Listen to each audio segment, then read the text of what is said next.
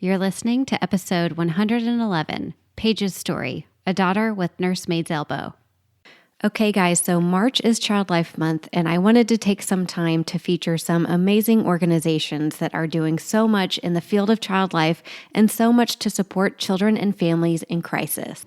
A few weeks back, I had the opportunity to interview an expert in the field of child life about the impact of disasters on children and families. What we learned is that disasters, whether natural, man-made, or medical, can send families into crisis. Child Life Disaster Relief is an organization that empowers and supports children and families in crises by integrating child life professional services into disaster-impacted communities. Through individualized direct services, community outreach, education, and research, Child Life Disaster Relief mitigates the effects of traumatic events on children and families. Learn more through a free online resource library that is intended for parents, caregivers, and child life specialists. Find the free resources at www.cldisasterrelief.org and join efforts by donating and volunteering. Go to www.cldisasterrelief.org to learn more.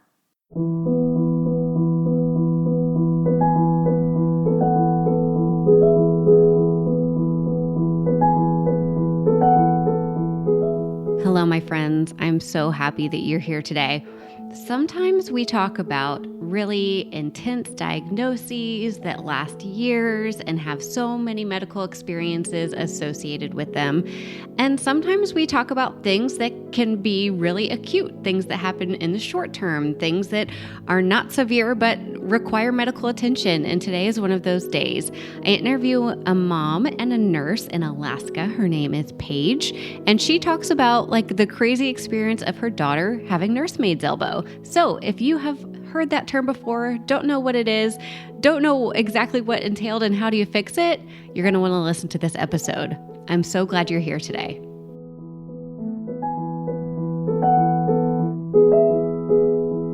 Before we jump into the episode, I wanted to let you guys know that if you are a parent, a child life specialist, or professional working with children, you're going to want the hospital or physician's office or urgent care that you take your kids to have the Child Life On-Call app. It is an evidence-based tool designed to empower children and families during medical experiences. And 100% of the child life specialists who have used this app believe that it can help with expanding child life's reach beyond the bedside. And 100% of child life specialists believe it helps parents feel more empowered in their child's care. Learn how to get the Child Life On-Call app for your facility or doctor's office by going to childlifeoncall.com/partners.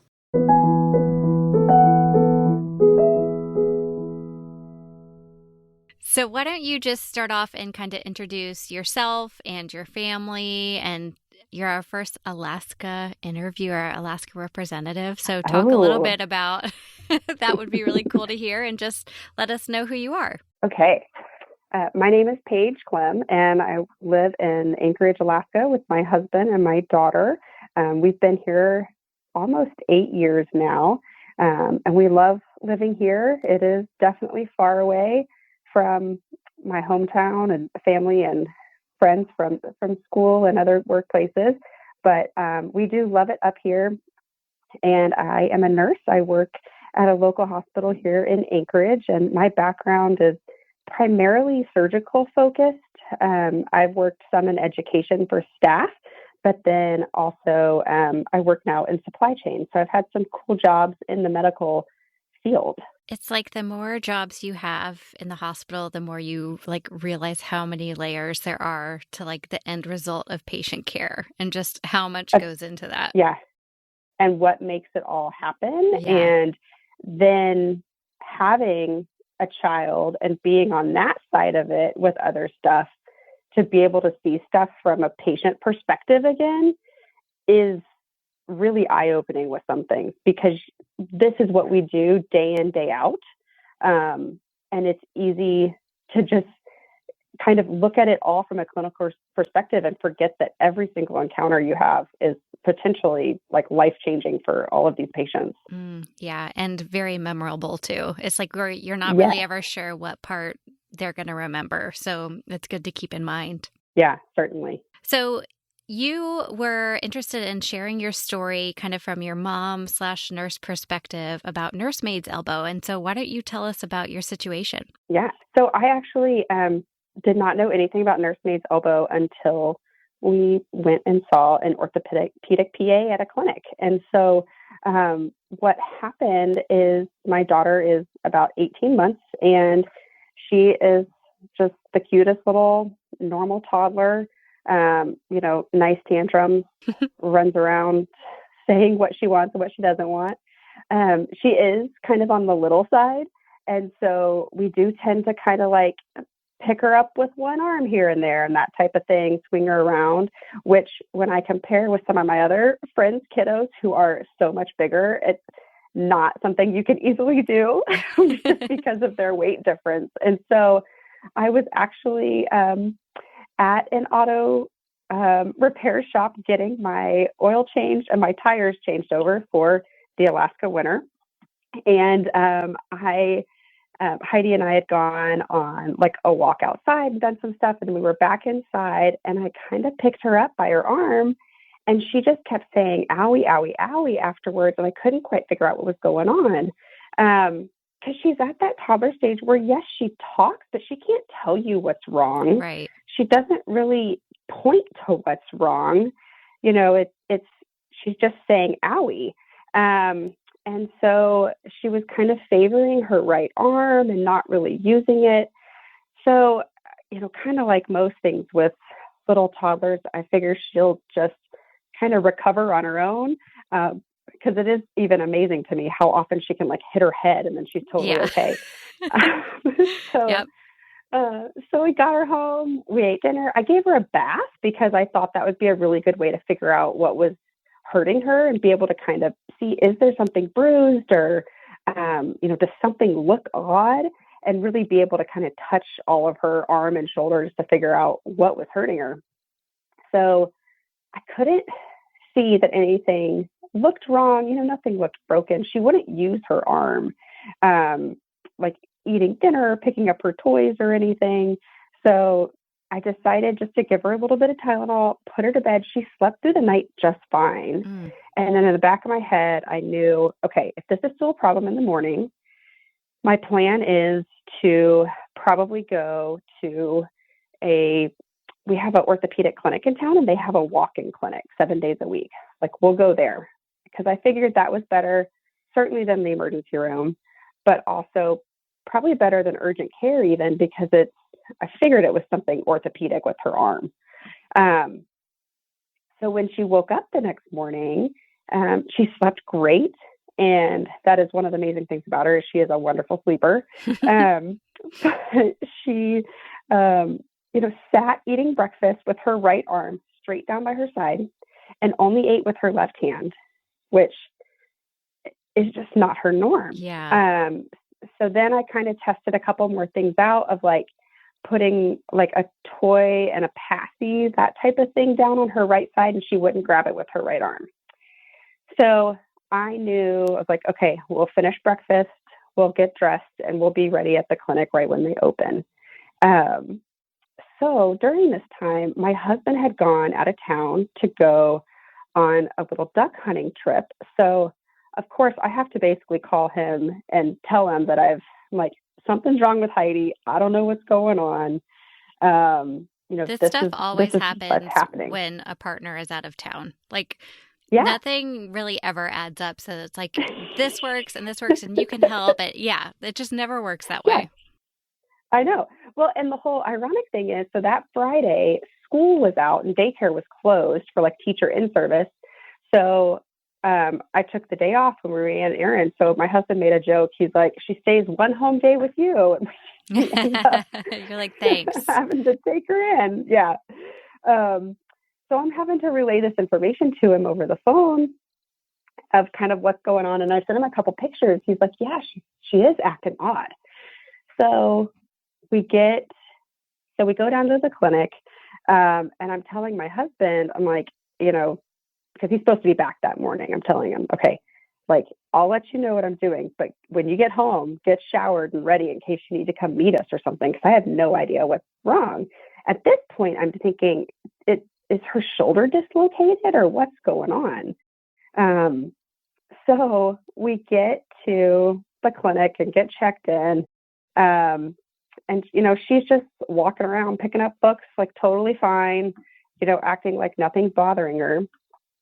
And the PA comes in, and basically after reading what I'm describing is happening with her, and he watches her for just a couple of minutes, he automatically goes, okay, there's this super common thing in kids. It's called nursemaid's elbow.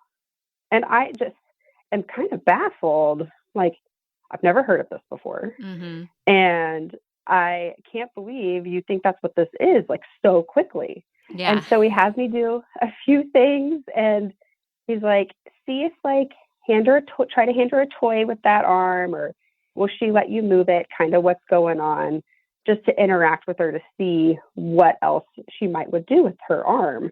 And then he walks over and just kind of nonchalantly takes her arm, places it in like the straight position, and then pulls it back into place. And Heidi like cries a little bit and goes, owie, owie. And then is kind of whining and sitting in my lap for a couple minutes. And then very quickly is completely back to normal. Oh my gosh. We'll be right back. When Magic Mind creator James Bashara was diagnosed with a heart condition, his doctor made him give up a lot of his daily caffeine intake. So he worked with a team of doctors and food scientists to develop Magic Mind. Magic Mind has more benefits than just keeping you awake, though, and includes ingredients that help you feel less stress, think more clearly, and stay on task. If you want to join me in crushing your to-do list, then go to magicmind.co/childlife and enter code CHILDLIFE for 20% off your order. It's easy for parents and healthcare workers to feel burnt out and exhausted, so do yourself a favor like I did and get 20% off Magic Mind by going to magicmind.co/childlife and using code CHILDLIFE. If you are looking for a way to make a child in your life smile, then you have to go to smilemakers.com and go through all of the must-have toys, stickers, and prizes for kids. You'll find everything you need to make the hospital, waiting room, or even your own living room more fun with games, crafts, and prizes for every occasion. I also have very good news for you because when you go to smilemakers.com and type in OnCall20, you will get 20% off with no minimum order required. So stock up on bundles made specifically for hospital procedures and therapeutic play and make these already very affordable items more affordable with OnCall20. That's smilemakers.com and OnCall20 for 20% off your entire order.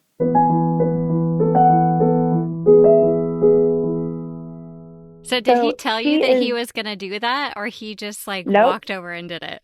He just walked over and did it. And which I'm glad about because it didn't freak me out to freak her out and everything. Yeah. And he's like, I could feel it pop back into place. And then we were able to kind of hand her some things, and she was already bending her elbow up more. And then he wanted to give her some time just to kind of see how she was doing. Will she move around with it more?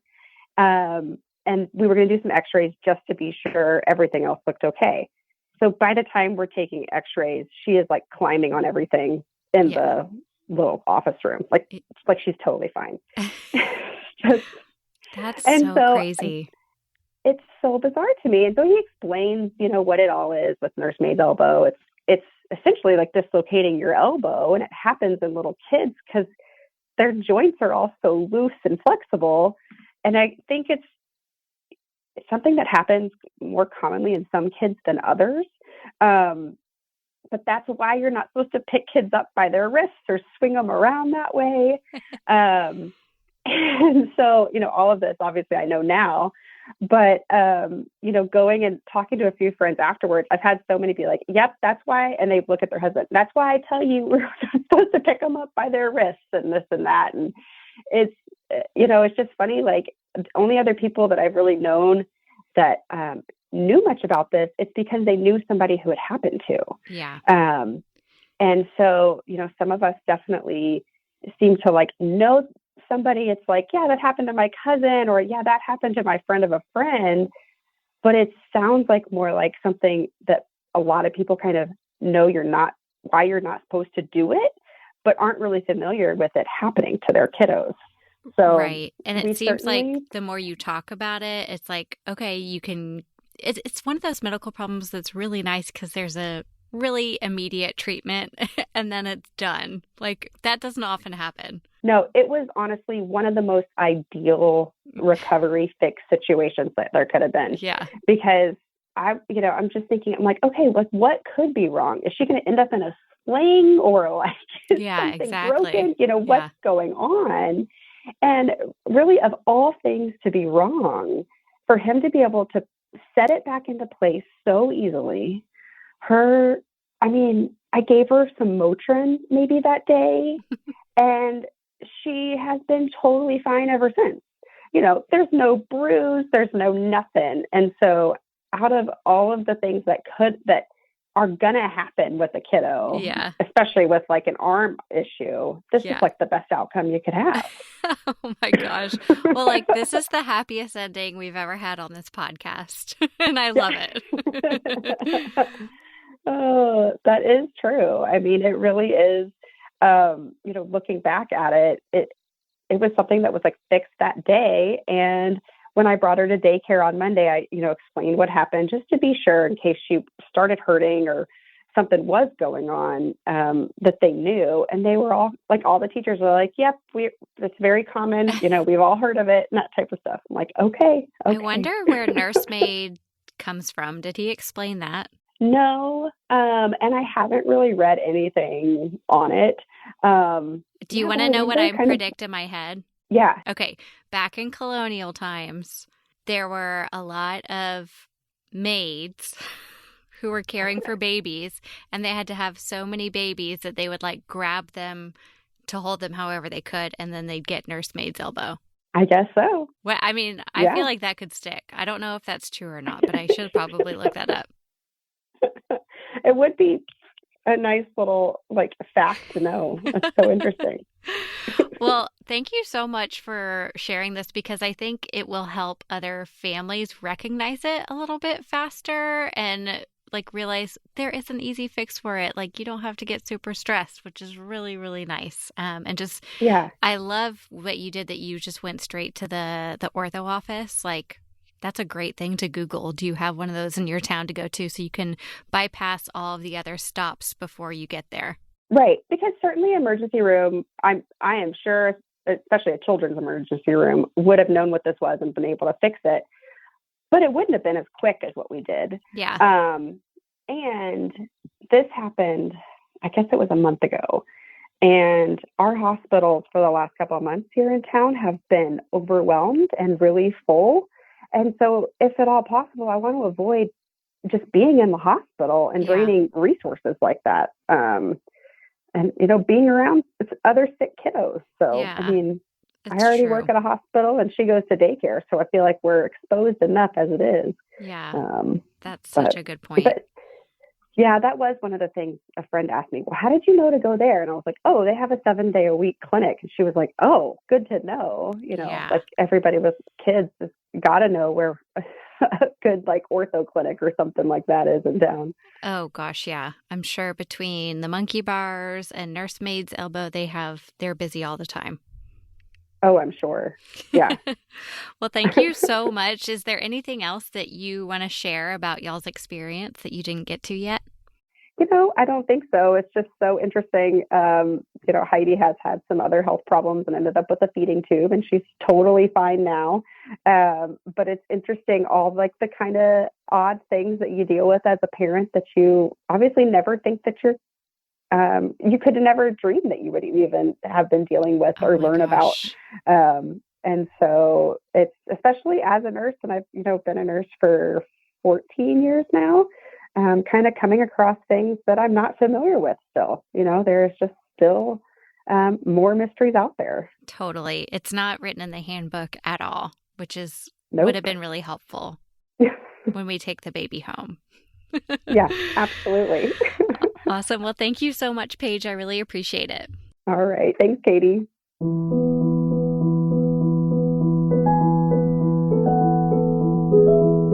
Thank you for listening to the Child Life On Call podcast. I'm your host, Katie Taylor, and you can follow us at Child Life On Call on Facebook, Twitter, and Instagram. Please rate and review to make it easier for other families to find us. We have cute merch available at www.bonfire.com/store/childlifeoncall, and you can listen to more episodes and find resources at childlifepodcast.com.